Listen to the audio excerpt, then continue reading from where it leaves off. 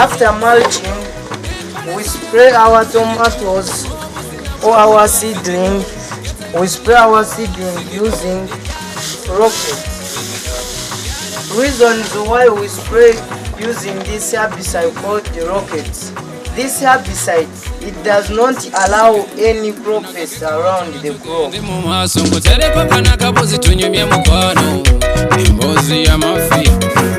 Mafia yalakwezako yatuba nnyo mu ghetto nga tavana muzitipo ngenchwiri mukubako kyenda.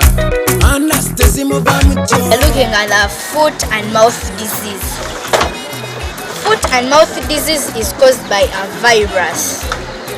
Signs and symptoms: lameness, loss of appetite, sores in the mouth. How can you prevent this goat from getting the foot and mouth disease? Vaccinate it. Visit the veterinary doctor. I assure you, when you do all that I've mentioned, your goats will be safe from all those diseases. Lastly, our dear parents, I encourage you to start up such projects because they are very easy to start. Oh yeah, turn it up, yeah.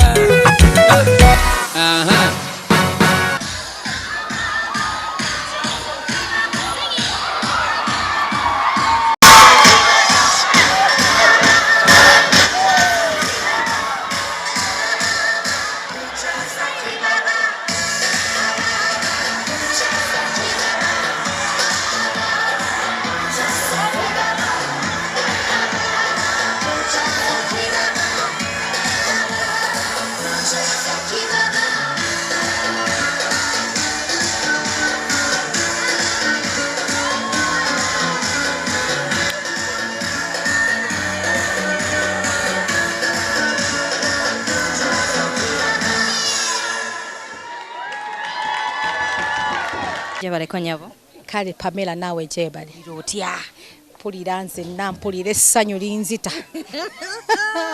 so kompe high five amanya go mkwano amanya bampita Nakabira Sherina era nga nze head teacher or principal for Wakiso Christian International Academy. Webale kubeera smart. Thank you. Banange Benja laga outfit y'omukyala Sherina anyumye nnyo okay tubadde n'omulamu olwaleero gwe tambuliddeko ng'ogyeko okubeera nga mutegesa omukolo omulungi ennyo.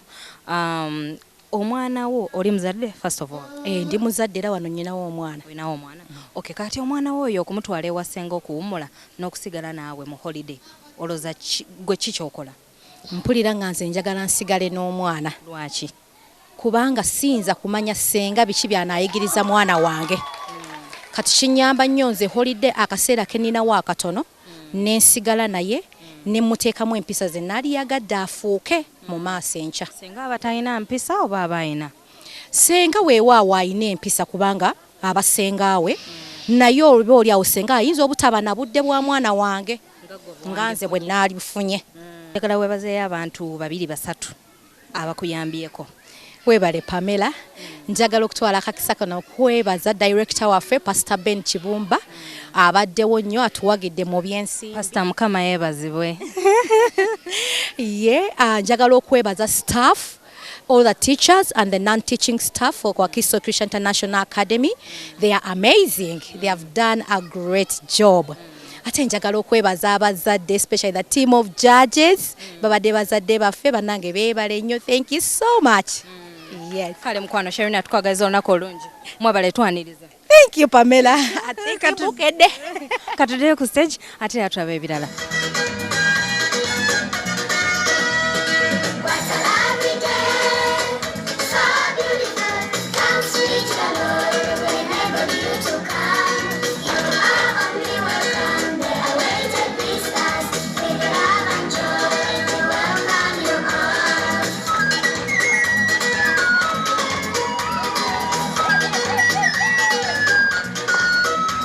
Yesu mulamwe wange.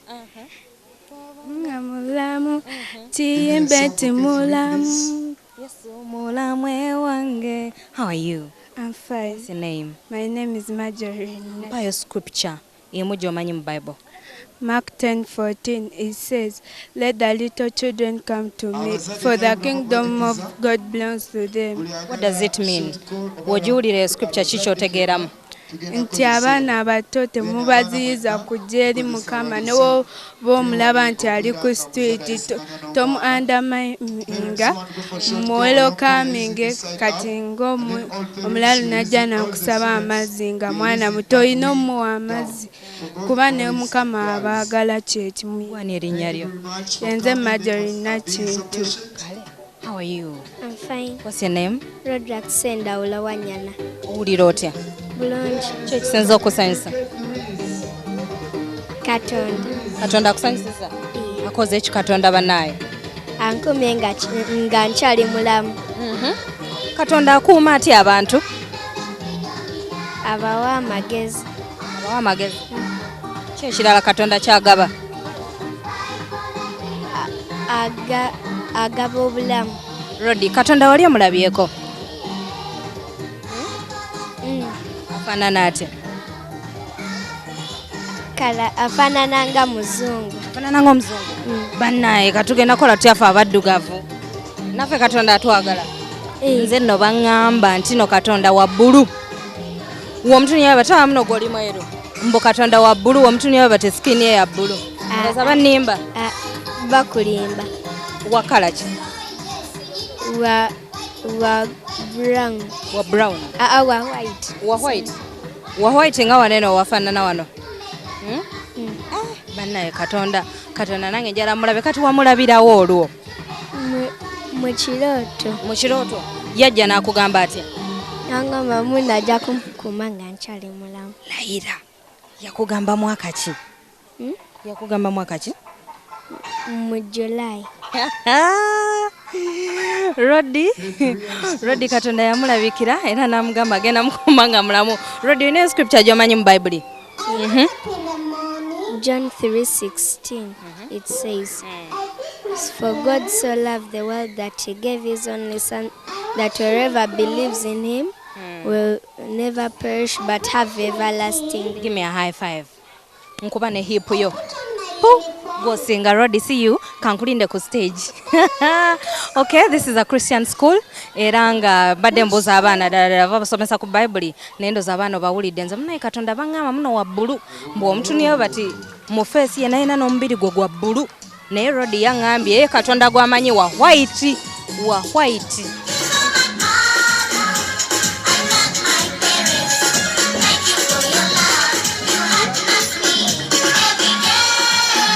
Okay, akaseera kano tuuse mu katundu kaffe aka Mimes. How are you? I'm fine. What's your name? Great Mbabas. Mbabazi, so kompe smile.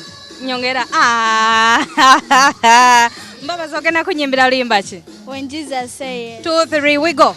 2, 2, and I went 2, 2, 2, and I went. And Jesus said yes, nobody can say no. When Jesus said yes, nobody can say no. I'm not worried, God in me, 'cause I know you are God in me. When you leave me, Lord, I won't go. I'm the prisoner, I know who's in control. As you live into what you can do. Yes, I belong to you. Yes, I belong to you. When Jesus says yes, nobody can say no. When Jesus says yes, nobody can say no. When Jesus says yes, nobody can say no. Boy, oli otya? Jendi. Kompe ku dance nawe nga tetuna mayiminga. Kona, uyo, wanji. Nyongera mpulira ng'okyabulamu. Nyongera,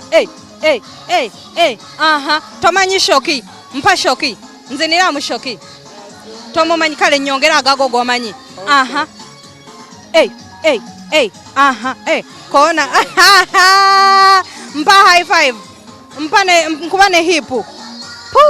Neema, hipu yonga nene nnyo. Oli otya? Jendi. Wani erinnya lyo? Isaac. Oli prefect wano kiki?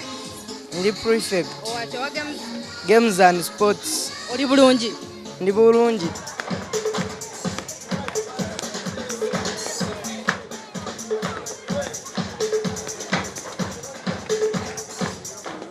Ladies and gentlemen, right now on stage is the school choir. Enjoy what you see. Because now you know our secret. Watch me. We're looking for someone to help. Please.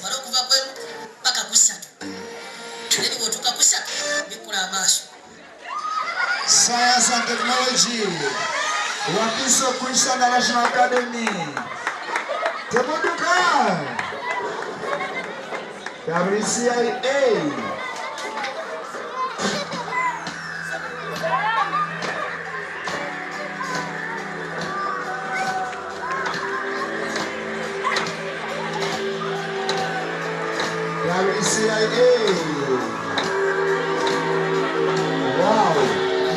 Okay, bino bye bimu ku bintu abaana bye bakoze oba bye balaza abazadde baabwe nga babikola. Eno necklace bagitunda ne bagifunamu ssente ezigenda bayamba mu school fees no earrings n'olwekyo abazadde abali eyo muteekemu nnyo amaanyi mu kuyigiriza abaana ebintu by'emikono. Olunaku olwaleero tubadde ku Wakiso Christian International Academy era nga basangibwa Wakiso naye nga ndi musanyufu nnyo nti abaana bakola ebintu eby'enjawulo mu kifo kino. Kwagaliza olunaku olulungi naye nga ku mulamwa gwaffe siwuliddeyo muzadde agamu n'abaana tubatwale mu basenga abaana basigale waka abazadde bwe bateboogedde ng'ogaseko ne head teacher naye nga kwagaliza olunaku olulungi sigadde nze Pamela ku program nezikokulima tusenkane nate olw'omukaaga olujja Benja olwaleero yali ku camera Becky Cynthia Nachmara producer wange ng'ogaseko ne Kimra. Bye bye.